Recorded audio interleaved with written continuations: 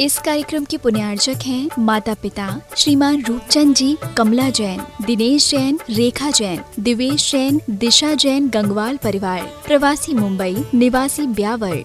स्वर्गीय श्रीमती पुष्पा देवी जैन की स्मृति में डॉक्टर श्री सुरेंद्र किशोर Jain, America, Shri Ashish Amita Jain, America, doctor चेतन जैन, डॉक्टर तृप्ति जैन, नोएडा, श्री संजय जैन, दीप्ति जैन, कनाडा, श्री सुहास जैन, प्रीति जैन, गाजियाबाद, श्री महेश जैन, श्रीमती निशा जैन, मास्टर माधव जैन के टेम्पल डे प्रथम मंदिर दिवस के उपलक्ष्य में पुत्र एवं पुत्रवधू श्री निपुण जैन, श्रीमती शिल्पी जैन, पुत्र एवं पुत्रवधू श्री ऋषु जैन, श्रीमती श्रुति जैन, करमपुरा, नई दिल्ली। श्री ओम नमः सिद्धेभ्यः। जय श्री ओम नमः सिद्धेभ्यः। सर्वमंगल मांगल्यं सर्वकल्याण कारकं प्रधानं सर्वधर्माणां जैनं जयतु शासनं, जैनं जयतु शासनं।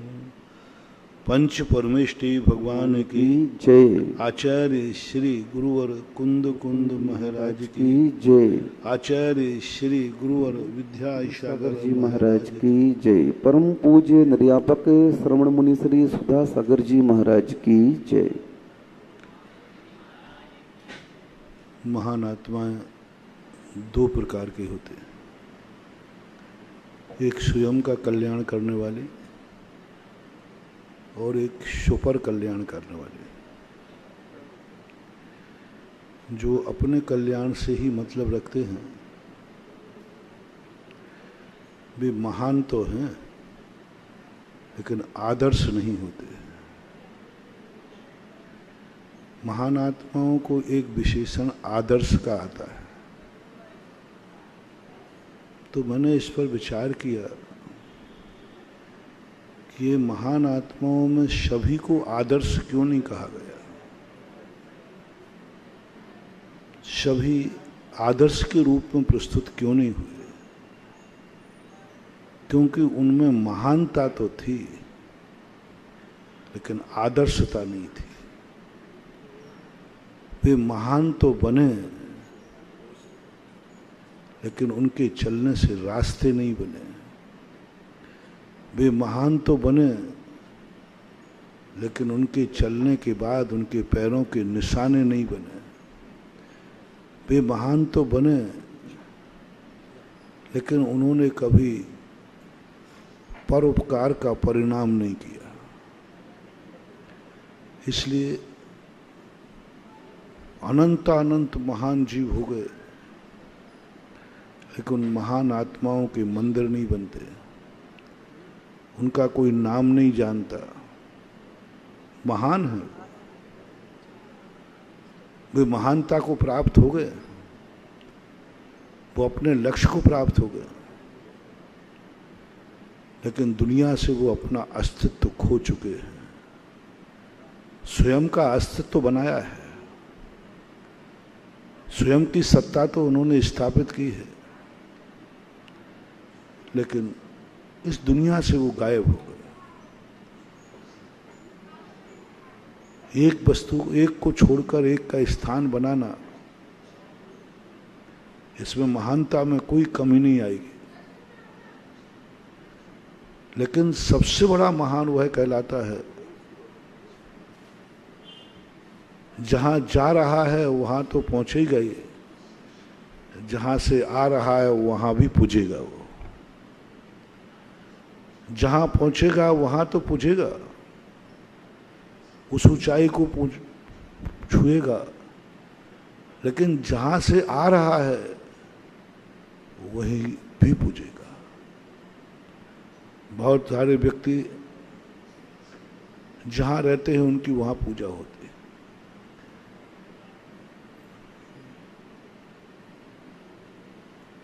वाणिज्य के अंदर तीन प्रकार की ख्याति होती है। एक ख्याति होती है चूहे के आकार की, एक ख्याति होती है बिल्ली के आकार की, एक ख्याति होती है कुत्ते के आकार की, कुत्ते के स्वभाव की, आकार न कह के स्वभाव। कॉमर्स वालों को ये पढ़ाया जाता है, व्यापारियों को ये पढ़ाया जाता है। कुत्ते के स्वभाव की जो ख्याति होती है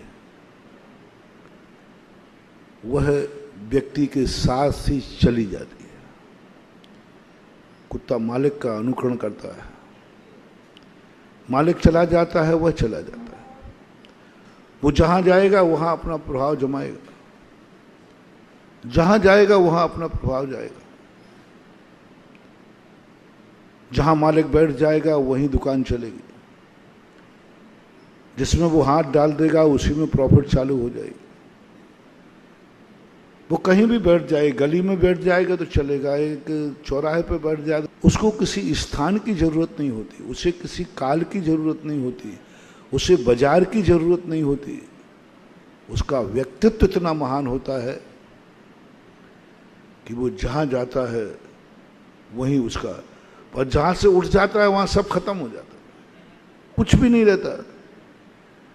ऐसे कितनी दुकानें होती हैं कि कल दूसरा सेठ बैठा था, बहुत अच्छा चल रहा था, वो दूसरे को बेच के गया तो वो दिवालिया हो गया, चला ही नहीं। यानी उस दुकान की एनर्जी नहीं थी, उस भूमि की एनर्जी नहीं थी, उस चौराहे की एनर्जी नहीं थी, वह उस व्यक्ति का पुण्य था, वो उसके साथ चला जाता है। बहुतायत ऐसा ही होता है। दुनिया में जितनी भी इज्जतें हैं, ख्याति हैं, चाहे परिवार की हो, चाहे साधु संघों की हो, चाहे देश की हो, व्यक्ति के साथ ही ख्याति चली जाती है। चक्रवर्ती की ख्याति चक्रवर्ती के साथ चली जाती है, बेटों को कुछ नहीं मिलता, कुछ भी नहीं मिलता। पर अक्षय निधियों में से एक निधि नहीं मिलती, 14 रत्नों में से एक रत्न नहीं मिलता, कुछ नहीं, सब कुछ खत्म हो जाता है। चक्री, अर्धचक्री, नारायण, प्रतिनारायण, 63 सलाका पुरुषों में तीर्थंकर को छोड़ करके बाकी सब की ख्याति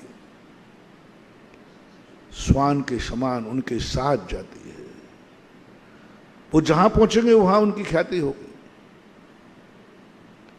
आप व्यापार धंधे में भी देखते हैं, परिवार में भी देखते हैं, एक व्यक्ति जाते ही पता नहीं क्या हो जाता है, सब कुछ खत्म हो जाता है। एक व्यक्ति था तो सब कुछ था, और वो व्यक्ति चला गया तो सब कुछ खत्म हो जाता है, सब कुछ खत्म हो जाता है। दूसरी ख्याति होती है बिल्ली के स्वभाव की,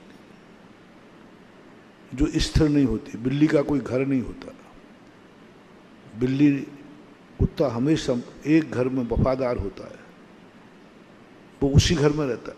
बिल्ली कभी एक घर में रह ही नहीं सकती। बिल्ली के स्वभाव की ख्याति अस्थिर होती है। कभी व्यक्ति इज्जत में आकाश के ऊपर उठ जाएगा और वही व्यक्ति अपनी जिंदगी में धूल में मिल जाएगा। कभी लाखों करोड़ों से खेलेगा और कभी कौड़ी के लिए तरसेगा। कभी इज्जत, बहुत बड़ी इज्जत होगी और कहो पर इतनी बेइज्जती हो जाए कि परिवार का व्यक्ति भी उसकी इज्जत न करे। ये बिल्ली के स्वभाव की ख्याति है। इसे अपन पुण्य मान सकते हैं। हमारी सैद्धांतिक भाषा में पुण्य कहते हैं, उसी के साथ पुण्य जाता है। और पुण्य आयस्तर, अनवस्थित जिसे कहते हैं, ऐसे लोगों की संख्या पहले की अपेक्षा कम है, लेकिन बहुत है। जिंदगी के उतार चढ़ाव बहुत लोगों के जीवन में आते हैं। परिणामों को भी आप देख लीजिए, 90% परिणाम बिल्ली के स्वभाव के होते हैं। बिल्ली किसी एक घर में नहीं टिकती। तुम्हारा मन भी एक, कभी इतना अच्छा मन लगेगा कि केवल ज्ञान होता हो तो केवल ज्ञान हो जाए, और कभी ऐसा मन बिगड़ेगा कि 8वां भी नरक हो तो अनवस्थित है, मन अनवस्थित है, एक साथ नहीं है। अपनी सब कुछ क्रियाएं देखना। बिल्ली के स्वभाव का पुण्य है, बिल्ली के स्वभाव की ख्याति है, बिल्ली के स्वभाव के साथ आज दुनिया जी रही है। हर व्यक्ति डरा हुआ बैठा है, आज जो मेरी पोजीशन है कल रहेगी कि नहीं रहेगी। हर व्यक्ति ऐसा डरा हुआ कांप रहा है। सोता है तो कांप रहा है, सुबह में जिंदा रहूंगा या नहीं रहूंगा। धन कमा के लाया है, डर लग रहा है घर तक पहुंच पाऊंगा या नहीं पहुंच पाऊंगा, रास्ते में कोई लूट लेगा। भोजन खाता है, उसको यही होश नहीं है कि मुझे भोजन पचेगा या नहीं पचेगा, नुकसान तो नहीं कर जाएगा। 24 घंटे में क्षण भंगुरता का जो स्वरूप है वह बहुत बड़ा परेशानी का कारण बना है। दाम बिना निर्धन दुखी, तृष्णा वश धनवान। उसको डर लग रहा है, आज मैं हूं, इज्जत वाले डर रहे हैं। और मैं तो कहता हूं इज्जत वालों को इतना डर है, इतना डर, सबसे ज्यादा डरपोक हैं। उनको एक ही बात का, लोग क्या कहेंगे। सब कुछ सही चल रहा है लेकिन इज्जत को डर रहे हैं, कहीं मेरे से कोई गड़बड़ हो गया तो। इज्जत को डरते, सबसे ज्यादा इज्जत को डरते। साधु भी डर रहे हैं, कहीं मेरे से गलती नहीं हो जाए, नहीं तो लोग मुझे साधु मानना छोड़ देंगे, मुझे नमोस्तु करना छोड़ देंगे, मुझे हार देना छोड़ देंगे। अपने आप पर विश्वास नहीं है, भरोसा नहीं है, डर रहे हैं। समंत भद्र स्वामी पुजवर कुंद स्वामी यही तो कहते हैं, तुम डर रहे हो किसके लिए? कि आज जो मैं से मुनि हूं, कल रहूंगा कि नहीं। कल तुम ही रहोगे कि कोई दूसरा रहेगा?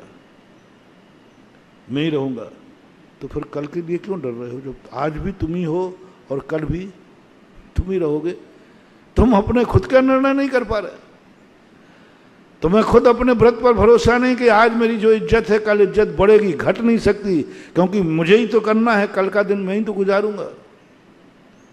नहीं कर पा रहा घोषणा।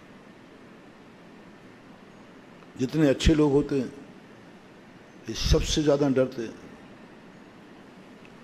अहिंसक डरता है हिंसा ना हो जाए, सत्यवादी डरता है झूठ ना भूल जाए, अचौरी भ्रष्ट डरता है कि मैं किसी की वस्तु को बिना दिए, डरता है, बहुत डरता है।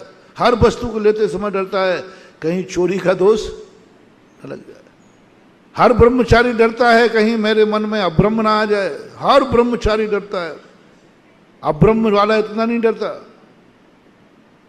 सबसे ज्यादा ब्रह्मचारी को डर लगता है कहीं मेरे मन में विकार ना आ जाए, कहीं मैं स्खलित नहीं हो जाऊं, कहीं मेरी आंख गलत ना देख लेवे, कहीं मैं गलत नहीं सुन लूं, मैं कहीं मैं गलत नहीं बोल दूं, कहीं मैं गलत नहीं चला जाऊं। 24 घंटे डर रहा है ब्रह्मचारी। निष्परिग्रही डर रहा है कहीं मेरे दिल में परिग्रह ना आ जाए, मूर्छा ना आ जाए। डर रहा है, बहुत डर।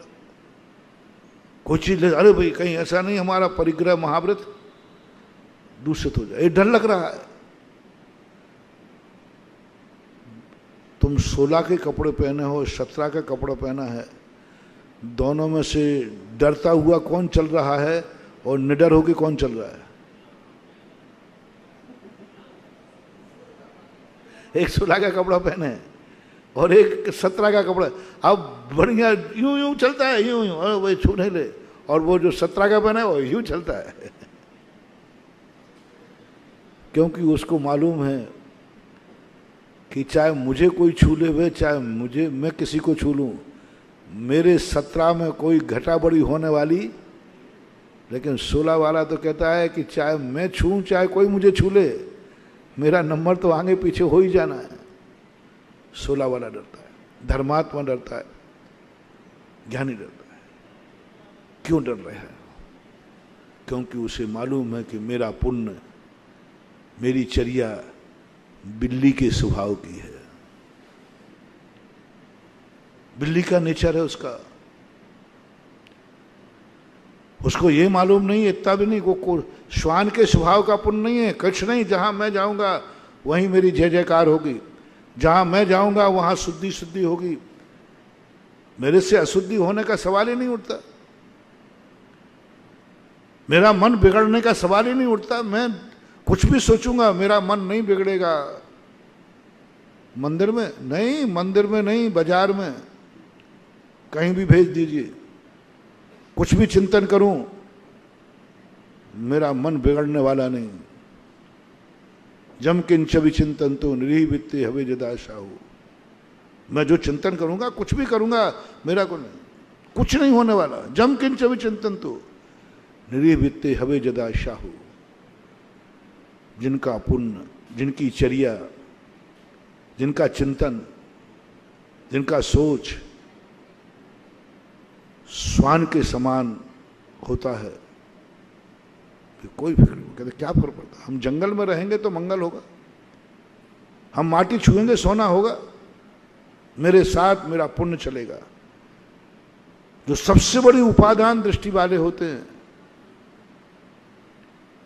उपादान दृष्टि वाले होते हैं, उनका पुण्य, उनका सब कुछ श्वान के कुत्ते के समान चलता है। कुत्ता मालिक के साथ चलता है, मालिक जहां जाएगा उसी प्रकार तुम जहां जाओगे वहां तुम्हारा पुण्य जाएगा। तुम्हारा मन जहां जाएगा वहां तुम्हारा धर्म जाएगा। तुम्हारा धर्म का अनुकरण करने वाला तुम्हारा मन है। मन को स्वभाव, मन को ख्याति के पक्ष में कह रहा हूं, श्वान का तुम कोई और पक्ष मत ले लेना, ख्याति के पक्ष। हमारा मन श्वान के समान है, धर्म का अनुकरण करेगा। जहां मेरा मालिक, जहां मेरा स्वामी, जहां मेरा ज्ञान, जहां मेरा दर्शन, जहां मेरी आत्मा जाएगी, मन वही जाएगा। आत्मा माला फेरेगी, मन माला में लगेगा। आत्मा मंदिर जाएगी, मंदिर में लगेगी। जहां मेरी आत्मा चाहेगी मैं वहीं जाऊंगा, वहां नहीं जाऊंगा जहां मेरी आत्मा नहीं जाती। ये बहुत बड़े महा धर्मात्मा कहलाते हैं, जो ये घोषणा कर सकते हैं, मुझे किसी क्षेत्र की जरूरत नहीं है धर्म करने के लिए। कोई भी क्षेत्र होगा, कहीं भी होगा, भवने वने वा, भवन हो या वन हो, जहां मैं हूं वहां मेरा धर्म है। मेरा मन कभी नहीं बिगड़ेगा। मन में जो आया है वही धर्म हो जाएगा। अधर्म भी आएगा तो धर्म हो जाएगा, चिंता मत करो। उनका मन पारस पत्थर हो जाता है, उनका मन इतना पावन हो जाता है, कोई फर्क नहीं पड़ता। मेरे मन में जो बात आएगी वही धर्म संज्ञा को प्राप्त होगी, क्योंकि मेरा मन धर्मात्मा है। मेरा मन क्या है? धर्मात्मा है। मेरा मन धर्मात्मा है, कह दिया ना। तो तुम्हारे मन में कोई खोटी बात है, आने दो ना, कोई फर्क नहीं पड़ता। खोटी भी आएगी तो चोखी हो जाएगी, लोहा भी आएगा तो सोना हो जाएगा। मेरा मन पारस पत्थर है। कैसे हैं वो महामुनिराज, कैसी हैं जो महान आत्माएं, किनको लेकर के उज्ज्वल नेमीचंद महाराज ने ये बहुत लिखसी घोषणा की थी। ऐसा किसी और अन्य आचार्य ने नहीं किया। कुंदकुंद भगवान भी ये घोषणा नहीं कर पाया। उन्होंने थोड़ा दूसरे ढंग से किया, थोड़ा सेव करते हुए लिया। लेकिन नेमीचंद महाराज ने तो सारे बंधन तोड़े। जम किंच विचिंतन तो निरीह वित्ते हवे जदा साहू। और किस आचार्य ने यह कथन किया? कुंदकुंद भगवान भी नहीं कर पाए। उन्होंने पाबंद किया, नहीं तुम ऐसा चिंतन नहीं करना, तुम ये चिंतन करो, आत्मा का चिंतन करो, शुद्ध स्वरूप का चिंतन करो, द्रव्य गुण पर्यायों का चिंतन करो। उन्होंने ध्यान का विषय दिया। कुंदकुंद भगवान का ध्यान का विषय है आत्मा। आत्मा का ध्यान करो, इधर उधर मत भटको, अप्पा अप्पा में रहो। आत्मा का ध्यान करो, स्वचतुष्टय का ध्यान करो, ये सारे ध्यान है। लेकिन नेमीचंद महाराज ने क्या कह दिया? पहले तो उन्होंने भी ध्यान के विषय बताए, लेकिन जब मुनि की बारी आई तो उन्होंने कहा, मुनि की इसी के बाद कहा है, दंसन नान समग्गम मग्गम मोक्षस हो चारितम साध यदि निशुद्धम सो साहु नमो तस्य। पहले मुनि की परिभाषा बनाई। हाँ, सब एरा खेरा मुनि महाराज नहीं चल जाए। दर्शन नान समग्रम, जिन्होंने दर्शन ज्ञान की समग्रता को प्राप्त कर लिया है, पूर्णता को प्राप्त कर लिया, विकलांग नहीं, जिनका सम्यक दर्शन ज्ञान चारज समग्रता को प्राप्त होगा। जो हो चारित्रम साध यदि निच शुद्धम, रत्नत्रय से रत्नत्रय को नहीं साधते हैं। दंसन नान समग्रम मग्गम मोक्षस हो चारित्रम साध यदि निच शुद्धम, रत्नत्रय को नहीं साध रहे हैं वो। रत्नत्रय तो साधन है। उस रत्नत्रय से जो सिद्ध को शुद्ध को साध रहा है वो मुनि है, रत्नत्रयधारी मुनि नहीं। अब भी सम्यक दर्शन ज्ञान चारित्र का पालन कर रहा है, समीचीन कर रहा है, मान लीजिए अपनी दृष्टि से, लेकिन उसका लक्ष्य क्या है? सद्यदि पत्यदि रोचेदि पुणो फासेदि, पर लक्ष्य क्या है? धम्मम भोग निमित्तम नातु कम्मखन, सब कुछ। कितनी बड़ी बात पूज्यवर नेमिचंद्र। शाद यदि शुद्धम, यदि तुम्हारा व्यवहार निश्चय को साधता है तो वो व्यवहार है, अन्यथा व्यवहाराभास। पूजा यदि तुम्हारी पूज्य बनने को है तो पूजा है, बाकी क्रिया कांड है। कितनी बड़ी बात। जैन दर्शन की विशेषता देखना। जैन दर्शन भगवान चमचागिरी पसंद नहीं करता, बटरगमारी पसंद नहीं करता। हम तुम्हारी खूब प्रशंसा कर रहे हैं, खूब गुणानुवाद कर रहे हैं, जय जयकार कर रहे हैं। महावीर कहते हैं ये चमचागिरी मुझे पसंद नहीं है, मुझे नहीं चाहिए चमचा। चटुकारता है। जिस पूजा में पूज्य बनने का भाव नहीं है, जैन दर्शन कहता है ये चटुकारता है, मक्खन पाले से चमचागिरी है। ये पूजा जैन दर्शन में मान है ही नहीं। पूजा साध यदि निःशुद्धम, पूजा यदि पूज्य बनने के लिए है, पूज्यता को साध रहा है, तो वह पूजा है, बन की क्रिया कांड है। अभिषेक यदि कलमश धोने के लिए है तो अभिषेक है, बाकी क्रियाकांड है। कितनी बड़ी कर्म प्रबंध निकटई त्वाम सीय कलमश गणोन्मथ नाय देव शुद्धो दिकई रवि नयामि महाभिषेकम। 90% लोग दो बातों के लिए करते हैं अभिषेक। एक तो करते हैं अरे भाई भगवान का कोई तो अभिषेक करेगा, करना तो पड़ेगा, तो भगवान को नहाने के लिए अभिषेक करते हैं। क्रियाकांड बेकार, कोई मतलब का ही नहीं।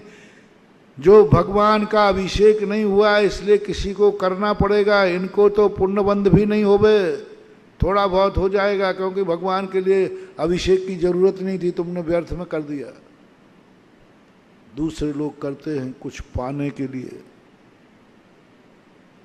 अपने मन वचन काय को और कलुषित करने के लिए, हिंसा में सफलता पाने के लिए, झूठ में सफलता पाने के लिए, चोरी में स्मगलर में सफलता पाने के लिए, इंद्रियों के विषयों में सफलता पाने के लिए, परिग्रह में वृद्धि करने के लिए, 5 पापों को वृद्धि करने के लिए कई लोग अभिषेक पूजन करते हैं।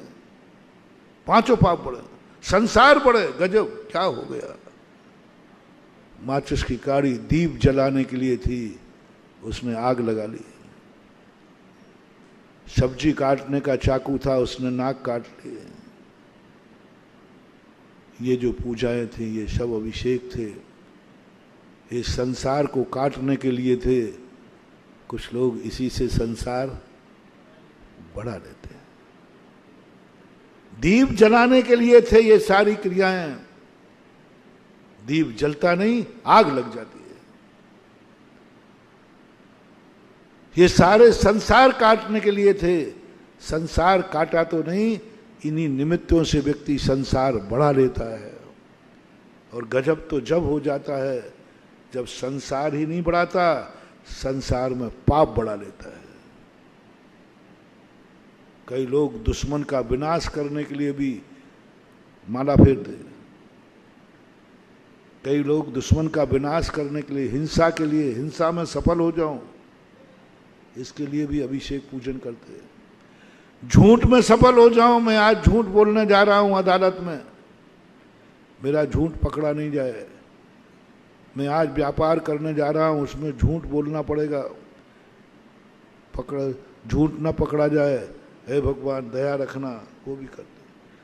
कई लोग चोरी में सफल होने के लिए भगवान की पूजा करते हैं, चोरी में सफल होने के लिए, स्मगलरगिरी में सफल होने के लिए, पाप में सफल होने के लिए, मेरी चोरी पकड़ी नहीं जाए। यदि भगवान सकुशल चोरी हो गई तो छत्र चढ़ेगा, सकुशल चोरी हो गई तो बालाजी को सवा मणि चढ़ेगी। चोर बोलो, प्रभु की भक्ति पाप छोड़ने के लिए थी और हमने भगवान की भक्ति से ही पाप में बढ़ोतरी कर ली। थोड़ा देखो महानुभाव, किस प्रकार की तुम्हारी स्थिति बन गई, किस प्रकार की स्थिति बन गई। इंद्रियों के विषय छूटना चाहिए हमारे धर्म की क्रियाएं करने से, पूजा पाठ अभिषेक करने से।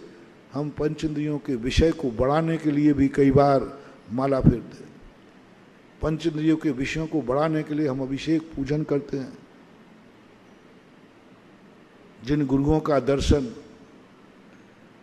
कर्मों की जंजीर काटने के लिए था, जो लिखा है पंडितों ने, जिनके अनुग्रह बिन कभी न कटे कर्म जंजीर, ते साधु मेरे उर्वशो मेरी हरहु। आगे आप बोल दो ना, पातक पीर, पीर पातक, पातक। जिनके दर्शन करने से हमारे सारे के सारे कर्मों की जंजीर कट जाती है। कितने लोग हैं जो गुरुओं से कर्मों की जंजीर को बांधने की आशीर्वाद लेते हैं। संसार बड़ा क्या हो रहा है ये सब, बिल्कुल समझना कि आपकी माचिस की काड़ी से दीप नहीं जल रहा है, आग लग रही है। होता है। जैन दर्शन ने कहा आपकी क्रिया का महत्व नहीं है जैन दर्शन में, तुम क्रिया क्या कर रहे हो। जैन दर्शन में योग का महत्व नहीं है, उपयोग का महत्व है। मोक्ष मार्ग की बात कर रहा हूं। मोक्ष मार्ग में योग का महत्व नहीं है, उपयोग का महत्व है। और उपयोग तुम क्या कर रहे हो हम ये नहीं पूछना चाहते हैं, हम इतना पूछना चाहते तुम किस लिए कर रहे हो, बस इतनी सी तो बात है। क्या कर रहे हो इसमें हेरा फेरी चल जाएगी। क्या हो रहा है हेरा फेरी चल जाएगी। जम किंच विचिंतन, तो तुम क्या चिंतन कर रहे हो ये हिसाब नहीं पूछ रहा हूं मैं, आप किस लिए चिंतन कर रहे हो। मैं मुनि तो बन गया, कठोर मुनि बन गया। जैन दर्शन मुनि पर से प्रभावित नहीं होता। ऐसे ऐसे मुनियों को 2 मिनट में बाहर फेंक दिया। मासोपवास करना तन को सुखाना, आताप नादि तपना वनवास जाना, सिद्धांत का मनन मौन सदा निभाना। आगे का शब्द बहुत बेकार है। अभी कितनी प्रशंसा है, ये व्यर्थ हैं श्रवण के श्याम बान, व्यर्थ हैं श्रवण के श्याम बान, व्यर्थ कर दिया। मासुपवाद, सिद्धांत का सतत मौन, सब कुछ सही था, सब कुछ सही था। अंत में एक छिपकुली की पूंछ डाल दी, सब तेरा व्यर्थ है, क्योंकि उसमें साम्यता नहीं है, निस्वभाव नहीं। इसलिए महानुभाव सारे जगत के धर्मात्माओं से कहना है, सारे धर्म की क्रियाएं करने वालों से कहना है, कल से 10 लाख क्षण महापर्वराज शुरू हो रहा है। सारे जगत के लोगों से मेरा कहना है, तुम खूब धर्म करोगे, धर्म की क्रियाएं करोगे, बस किसके लिए करोगे ये निर्णय कर लेना। कहीं ये 10 लाख क्षण पर्व संसार को बढ़ाने के कारण न बन जाए। पूजा तुम करते हो, मुझे करने और नहीं करने से मैं कुछ नहीं बोल रहा हूं। बस इतना कह रहा हूं, पूजा कहीं संसार बढ़ाने के लिए तो नहीं कर रहे हो, अभिषेक संसार बढ़ाने के लिए तो नहीं कर रहे हो, नमोकार मंत्र की माला कहीं संसार बढ़ाने के लिए तो नहीं है, कहीं पाप में प्रवृत्ति करने के लिए तो नहीं बन रहा है। क्या बड़ी बात कही। नेमीचंद महाराज की यह परिभाषा बहुत बहुत सरल और सीधी है। साध यदि निशुद्धम, रत्नत्रधारी की महिमा नहीं गाई उन्होंने। दंसरनान समग्गम मग्गम मुखस हो चारतम, बस यहां नहीं उन्होंने, यहां तक तो खैर ठीक है चलेगा। जो ये रत्नत्रय जो शुद्ध को साधने के लिए करता है, ते साधु नमो नित्यम, ऐसे साधुओं को मैं नमस्कार करता हूं। ऐसा साधु बनने के बाद फिर कहा, यदि तुम्हारा लक्ष्य क्या है, शुद्ध को साधना, बस इतना सा पूछा, क्या साध रहे हो, वो शुद्ध को, तो मैं क्या ध्यान करूं, बोले जम किंच विचिंतन तो निरीह वित्त। इसी गाथा के बाद एक गाथा है, जम किंच विचिंतन तो निरीह वित्ते हवे जदा साऊ। इतनी छूट कोई साधारण आचार्य नहीं दे सकता। कितना बड़ा जम किंच भी, कुछ भी करो, कुछ भी सोचो। नेमीचंद महाराज को अपने मुनि के ऊपर विश्वास है कि मेरे मुनि का मन बिल्ली के स्वभाव का नहीं है, मेरे मुनि का मन श्वानवत है, वो सदा एक लक्ष्य रखता है, एक दृष्टि रखता है। हम कुछ भी मन में चिंतन आएगा, बुरी बात भी आएगी, कोई कुछ फर्क नहीं पड़ता, क्या फर्क पड़ता है, मैं बुरी को भी अच्छा कर लूंगा। मेरे मन में बुरा चिंतन भी आएगा तो भी वह धर्म का रूप धारण कर लेगा। उसका नाम है मुनि, उसका नाम है धर्मात्मा, उसका नाम है साधुता, उसका नाम है सम्यक दृष्टि। कितनी भी बुरी बात आ जाए, कुछ भी आ जाए, उसको बंद नहीं होगा, उसी में तत्व चिंतन करना शुरू कर देगा। उपादेय तत्व को नहीं करेगा, हे तत्व का चिंतन करेगा। हे तत्व का चिंतन से निर्जरा नहीं होगी क्या? हे तत्व के चिंतन से, हे तत्व है महानुभाव, अतत्व नहीं है, हे तत्व है। चाहे हे तत्व का चिंतन करो, और हे यानी जो जो वस्तु हे हैं उनका बस तत्व का चिंतन करना, हे तत्व का चिंतन करना। क्या फर्क पड़ेगा? कुछ नहीं पड़ना। जैसा उपादेय तत्व है ऐसा हे तत्व है, बस उसको तत्व बना लो और उसको मिक्सिंग मत करना। जो जिसका भाव जो है वह भाव उसी का है, बस मिक्सिंग मत करना। पाप को बना लो, पाप पदार्थ है, क्या पदार्थों का चिंतन करना गलत है? बोलो। पदार्थ 6 द्रव्य, 7 तत्व और 9, अब 9 पदार्थों का चिंतन करना कोई पाप है क्या? तो उसमें एक पदार्थ पाप भी है। एक पदार्थ, उसमें पाप भी पदार्थ है। अब पाप का चिंतन करूं तो पाप बनेगा? नहीं, पाप भी एक पदार्थ है, अमृत भी एक वस्तु है, तो जहर भी एक वस्तु है। स्वर्ग भी एक स्थान है तो नरक भी एक स्थान है। सिद्ध भी एक पर्याय है तो निगोद भी एक पर्याय है। सिद्ध भी पर्याय है, नरक भी पर्याय, निगोद भी पर्याय है। पर्याय की तत्व दृष्टि रखो तो निगोद का चिंतन करो ना, निगोदिया का चिंतन करो ना। कृष्ण ने कहा कि तुम सिद्ध परमेष्ठी का चिंतन करो। सिद्ध भगवान का चिंतन करने से धर्मात्मा नहीं होता। ज्ञानी को पूज्यवर नेमीचंद महाराज निगोदिया का चिंतन कर रहा ना, सबसे तुच्छ जीव का, निकृष्ट जीव का। कोई शिकायत करे नेमीचंद महाराज से, महाराज जी इन महाराज को देखो हम क्या मानते हैं कि चलते फिरते सिद्ध हैं और ये सिद्धों का ध्यान नहीं कर रहे हैं, निगोदिया का ध्यान कर रहे हैं, नारकी का ध्यान कर रहे हैं।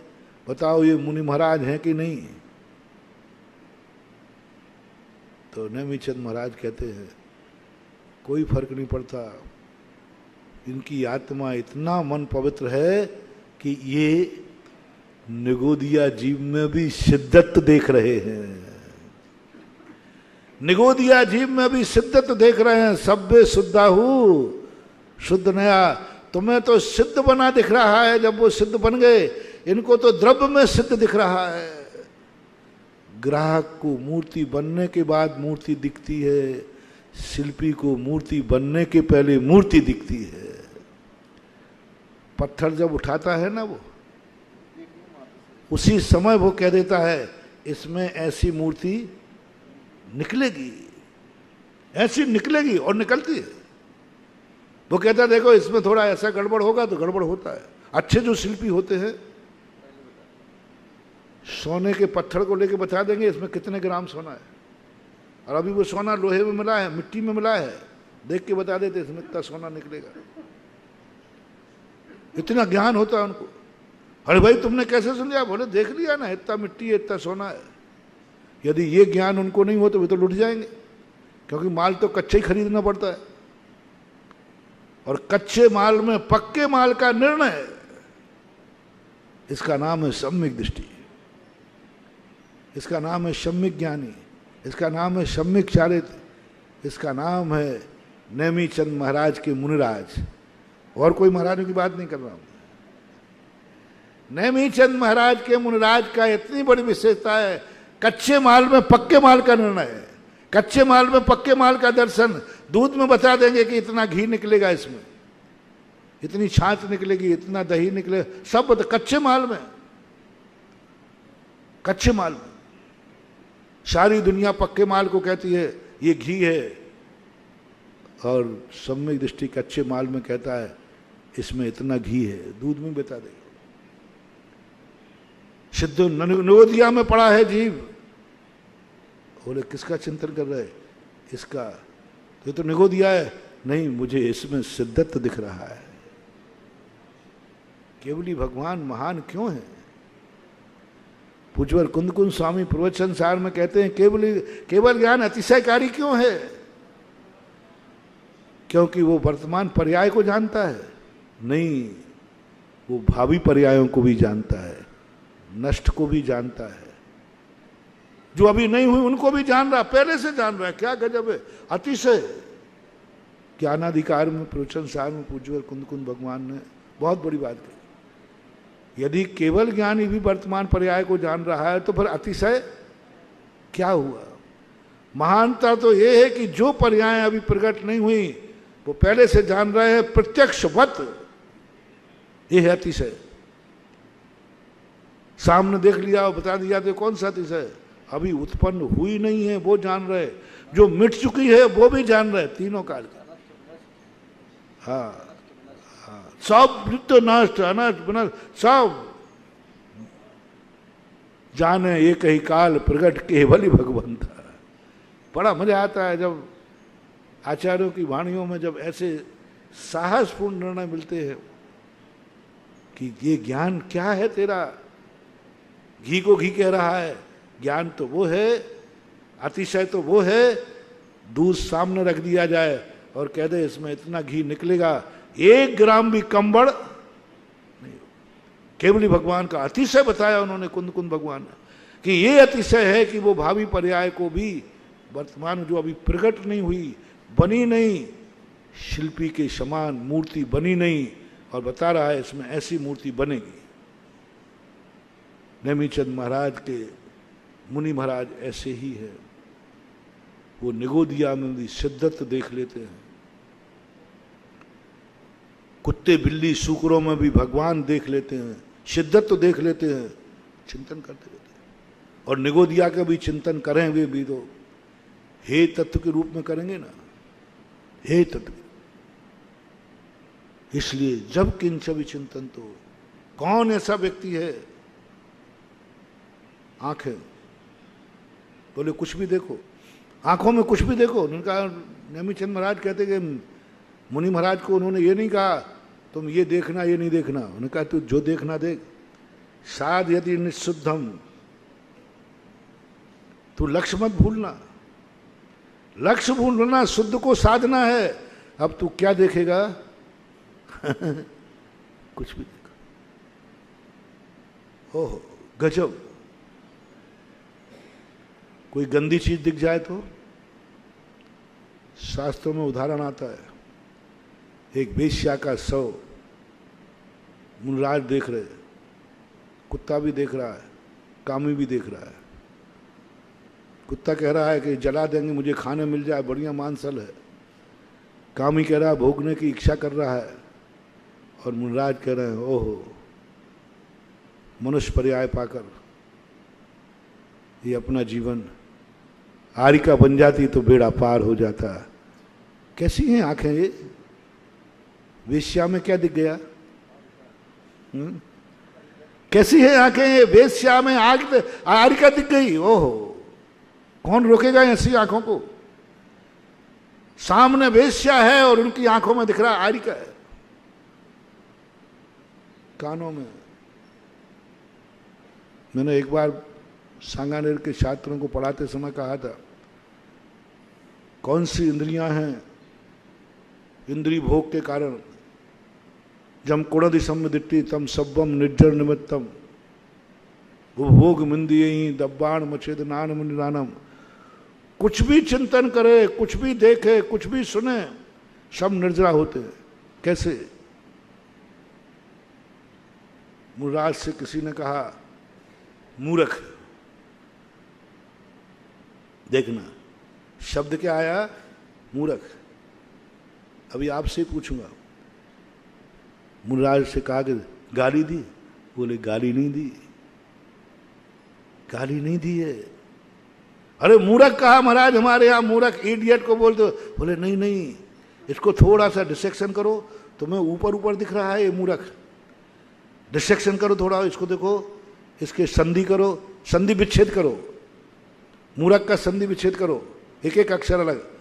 माँ, ऊ, रा और खा, ये तो बीजाक्षर है। माँ ऊ रा खा, ये तो बीजाक्षर दे रहा है वो। सारी दुनिया ये तो रूढ़ अर्थ है।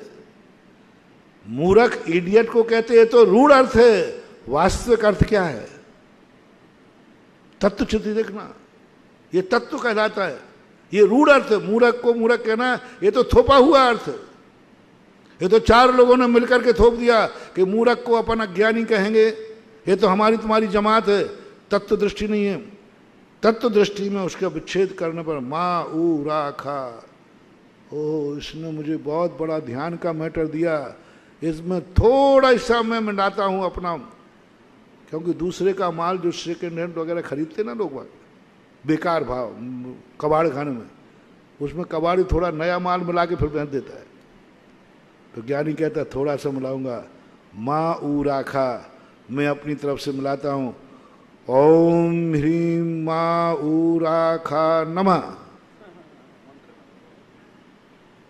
माँ ऊ राखा नमः मंत्र है। पूरी जिनवाणी से पूछ लो, पूरे शास्त्रों से पूछ लो। माँ ऊ रा खा ये बीजाक्षर है। बस उसमें ओम ह्रीम लगा दिया और अंत में नमस्कार कर लिया। उसने मूर्ख कहा, हमारे कानों ने मंत्र बना दिया। नेमीचंद महाराज कहते कुछ भी सुन, तू जो कुछ सुनेगा वही सब मंत्र बन जाएगा। जो कुछ भी तू बोलेगा, साध यदि निशुद्धम। ओहो, लक्ष्य को ध्यान रखना। तू क्या साध रहा है? नित्य को साध रहा है। क्या साध रहा है? सत्य को साध रहा है। वाणी पे आ गया ना। मैं मौन रहूं कि बोलूं, मौन रहूं कि बोलूं। उनका तेरी इच्छा क्या है? अच्छा है कि मौन रहे। माँ मुझे माँ लज्जय माँ दुस्सह नहीं, थोड़ा बोलने का मन कर रहा है। साध यदि निशुद्धम, सत्य को नहीं भूलना, सत्य को मत भूलना। मेरा लक्ष्य है जब भी मैं बोलूंगा, क्या नियम लिया है तुमने? जब भी बोलना नहीं है, जब भी मैं बोलूंगा तो क्या बोलूंगा? सत्य बोलूंगा। ये लक्ष्य ध्यान है, ये संकल्प ध्यान है। बस तो फिर यही तो पूछ रहा हूं, मैं क्या बोलूं? जिससे सत्य व्रत में दोष ना लगे। उसने कहा सत्य व्रत तुझे याद तो है कि तुझे सत्य बोलना है। फिर नेमिचंद महाराज कहते कुछ भी बोल, कुछ भी बोल, जो जो जो तुझे बोलना है वो बोल। ये भी कहा मां जंप है, लेकिन ये भी कहा कुछ भी बोल। बोले मैं कुछ भी बोल दूं तो? बोले तू चिंता मत कर, सत्य को साधना है, तू जो बोलेगा वह सत्य होगा। यदि मेरे से चूक हो गई, पूनम को अमावस्या कह दिया तो तेरी दृष्टि किस पे है? तेरा लक्ष्य क्या है? बोलते समय तुझे ध्यान था कि मुझे सत्य बोलना है, पूरा ध्यान था, पूरा ध्यान था कि मुझे सत्य बोलना है, लेकिन वो असत्य निकल गया। नेमिचंद कहते घबरा मत, तेरी दृष्टि में सत्य बोलना है तो कुछ भी निकल जाए वो सत्य होगा। मुनियों के वचन न झूठे हों, जो कुछ मुख से बस साध यदि सत्यम, तुम सत्य को साधना, बोलो जो कुछ बोलना है, निकलने दो जो कुछ निकल रहा है। कहाँ चतुर्मास करोगे? बोले तुझे जहां करना है। जो महान साधु होते उनके गुरु कोई चतुर्मास का स्थान वो देखते नहीं है, गुरु को देना नहीं पड़ता, और वो खुद देखते नहीं कहाँ चतुर्मास। बोले जहां चतुर्दशी हो जाए वही चतुर्मास कर ले। अरे यहां मेरी साधना होगी कि नहीं होगी, यहां मेरी समस्या होगी कि नहीं होगी। बोले तू साध यदि निशुद्धम, यदि तू शुद्ध को साधने में लगा है तो कहीं भी चतुर्मास करेगा, तेरा चतुर्मास अच्छा ही होगा। वेश्याओं के नगर में एक महाराज ने चतुर्मास किया, सबने कह दिया ये महाराज बच के नहीं लौटेंगे। वो नगर ही उन्हीं का है, गणिकाओं का, नगर ही बिलासिनियों का है, बच ही नहीं सकता। गुरु कहते हैं, नेमिचंद महाराज जैसे महाराज कहते हैं कोई फर्क नहीं पड़ता, क्योंकि ये साध यदि निशुद्धम, ये शुद्ध को साधने वाला साधक है, कोई फर्क नहीं पड़ेगा। बताते हैं जो उस कथा में पढ़ा है कि उस नगर में आज तक कोई भी व्यक्ति सावत नहीं बचा, सबके सील भंग हुए। कैसा भी व्यक्ति चला जाए उसमें वो प्रसिद्ध थी भ्रष्ट करने में, लेकिन साध यदि निशुद्धम वाले मुनिराज पहुंचे, चतुर्मास हुआ। बताते हैं 1,00,000 गणिकाओं को आरिका बना करके और चतुर्मास पूरा किया। जो दुनिया को भ्रष्ट करने वाली थी उन्हीं को क्या कर दिया? मोक्ष मार्ग दिखा दिया, मोक्ष मार्ग दिखा दिया, तत्वदर्शी अनुभव दिला दिए, गुणस्थान दिला दिया। तुम्हारे पैरों में दम होना चाहिए, अपने में दम होना चाहिए। इसलिए मुनिराज से ये नहीं कहा कि तुम तीर्थ पे जाओ। जो महान मुनिराज हैं उनके लिए कहा जहां जहां पैर पड़े संतन के वे जग तीर्थ हो, तीर्थ हो जाते। उनको क्या तीर्थ की जरूरत? तीर्थ तो छोटे मोटे अपन जैसे लोगों को चाहिए, खासतौर से गृहस्थों को, कि तीर्थ को भी गंदा कर देते तीर्थ को भी गंदा। जो मुनिराज जहां बैठ जाए वही तीर्थ है, वही तीर्थ है। मैं जब गिरनार की वंदना करने गया, मैंने कि भगवान क्या पावनता है तुम्हारी, ये डूंगरा। मैं यहीं राजस्थान से गया था वंदना करने, 900 किलोमीटर चला, 2 महीने तक चलते ही रहा। वहां जाके दूर से डूंगरा देखा गिरनार का, मैंने कि क्या पागलपन है। ऐसे डूंगरे तो राजस्थान में बहुत थे, वहीं कर लेते ना। डूंगरा है ना पहाड़, कहाँ पहाड़ नहीं है, कहाँ पहाड़ नहीं है। इस पहाड़ की दर्शन करने लोग आते हैं, मुनिराज भी आते। रात में चिंतन हुआ, वंदना करते समय जब नेमिनाथ भगवान की टोक पर माथा झुक गया, तब आत्मा हिल गई कि हे भगवान, आप इतने पावन, इतने पावन, इतने पावन कि आपने डूंगरे को छू लिया तो ये हजारों साल के बाद भी आज भी पूज्य है, आज भी बदला तीर्थ बन गया उनके। महान आत्माएं तीर्थ पे नहीं जाती, जहां वो बैठती हैं वही तीर्थ बन जाता है। निषद्या मुनिराज जब चले जाते हैं ना, एक प्रसंग आया कि मुनिराज के दर्शन करने कोई गया और मुनिराज वहां से बिहार कर गए। अब वो बिहार में मिलने वाले नहीं, तो कहा महाराज भली बिहार कर गए हों, पता करो महाराज बैठे कहाँ थे। जिस स्थान पर उन्होंने निषद्या की थी, यानी आसन लगा के बैठे थे, उस स्थान की वंदना कर लो, वही लाभ मिलेगा जो भगवान महाराज के दर्शन करने से मिलता है। निषद्या जहां बैठे थे, वो सामायिक की थी, बैठे थे, आसन लगाया था, और निषद्या की परिक्रमा लगाओ, उस निषद्या की वंदना करो, उस निषद्या को माथे से लगाओ। अरे भाई महाराज चले गए, वो महाराज की वंदना तो ठीक है, लेकिन महाराज जहां बैठे हैं उस स्थान भी इतना पवित्र हो गया कि वो तीर्थ हो गया। इन सब बातों से लगता क्या है? इन बातों से लगता है कि हमारा पुण्य, हमारी चर्या श्वान के समान होना चाहिए, हमारा संकल्प श्वान के समान होना चाहिए। जहां मेरी आंख जाएगी वहीं धर्म रहेगा, जहां धर्म होगा वहीं आंख जाएगी, जहां मेरा धर्म होगा वही मन में चिंतन आएगा, मेरा धर्म जहां होगा वही कान सुनेंगे, मैं जहां धर्म होगा वही शब्द बोलेंगे, मेरे कदम वहीं बढ़ेंगे जहां धर्म होगा। दूसरी ख्याति जो सारे संसार की है, उन धर्मात्माओं को जिनकी बात मैंने अभी कही थी, जो डर रहे हैं, जो कांप रहे हैं, जो ये सोच रहे हैं कि किस समय मेरा मन बिगड़ जाए, किस समय मेरी चर्या सदोष हो जाए, आज मैं धर्मात्मा हूं, कल रहूंगा कि नहीं, आज मेरा माला फेरने में मन लग रहा है, शाम को लगेगा कि नहीं लगेगा।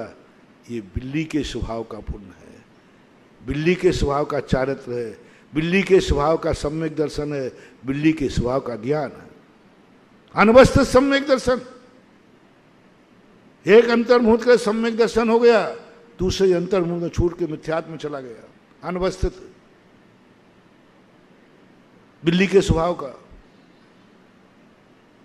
एक मुनि बन गया, भ्रष्ट हो गया, ज्ञान प्राप्त कर लिया, भूल गया, रटा था, बड़ी अच्छे से रट लिया था, बिल्ली के स्वभाव का ज्ञान आज पूरा याद है, पता नहीं कल याद रहेगा कि नहीं रहेगा। बिल्ली के स्वभाव चारित्र, आज अच्छी चर्या है, कल रहेगी कि नहीं रहेगी, आज बुरी चर्या है, कल अच्छी भी हो सकती है।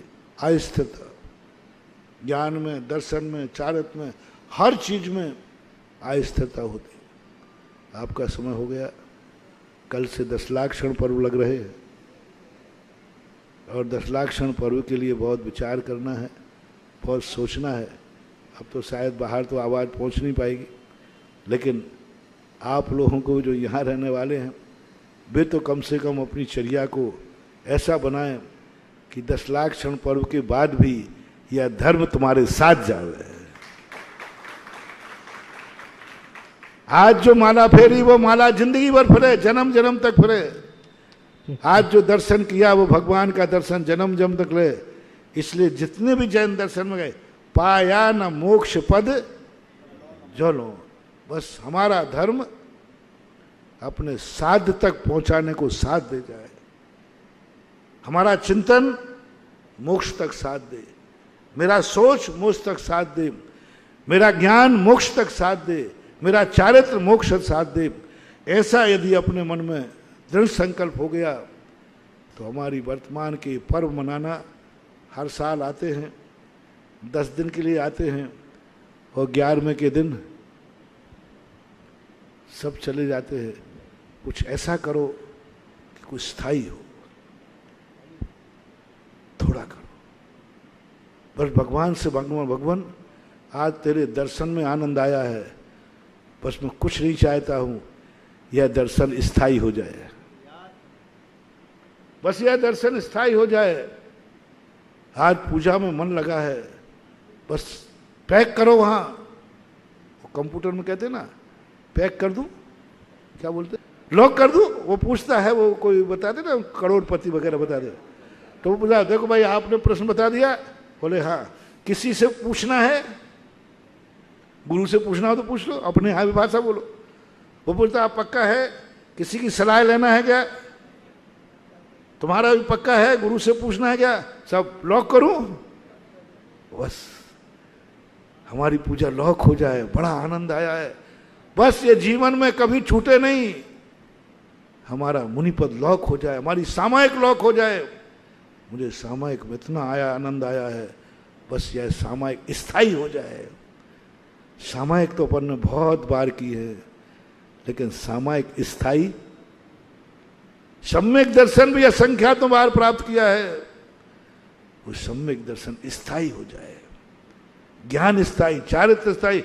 जो क्रिया अपन कर रहे हैं धर्म की, उसमें इस 10 लाख क्षण पर्व के अंदर इस बार कुछ नया कुछ करना है, धर्म ही नहीं करना, धर्म को स्थायी करना है। धर्म तो अपन हर साल करते हैं ना, उत्तम क्षमा तो अपन हर साल मनाते हैं ना, इस बार की उत्तम क्षमा ऐसी हो, आहा, स्थायी हो जाए, बस स्थायी हो जाए, फिर क्रोध का स्थान ही नहीं रहे। क्षमा एक बार प्रवेश कर गई, अब क्षमा ही रहेगी, क्रोध नहीं रहेगा। जिसका निष्कासन हो गया उसकी पुनरावृत्ति नहीं, और जिसका प्रवेश हो गया उसका निष्कासन। क्रोध निकाल दिया तो क्रोध निकलेगा, और क्षमा को प्रवेश दिया है तो क्षमा आएगी। महावीर भगवान की जय। इस कार्यक्रम के पुण्यार्चक थे माता पिता श्रीमान रूपचंद जी, कमला जैन, दिनेश जैन, रेखा जैन, दिवेश जैन, दिशा जैन, गंगवाल परिवार, प्रवासी मुंबई, निवासी ब्यावर। स्वर्गीय श्रीमती पुष्पा देवी जैन की स्मृति में डॉक्टर श्री सुरेंद्र किशोर Jain, America, Shri Ashish Amita Jain, America, doctor चेतन जैन, डॉक्टर तृप्ति जैन, नोएडा, श्री संजय जैन, दीप्ति जैन, कनाडा, श्री सुहास जैन, प्रीति जैन, गाजियाबाद, श्री महेश जैन, श्रीमती निशा जैन, मास्टर माधव जैन के टेम्पल डे प्रथम मंदिर दिवस के उपलक्ष्य में पुत्र एवं पुत्रवधू श्री निपुण जैन, श्रीमती शिल्पी जैन, पुत्र एवं पुत्रवधू श्री ऋषु जैन, श्रीमती श्रुति जैन, करमपुरा, नई दिल्ली।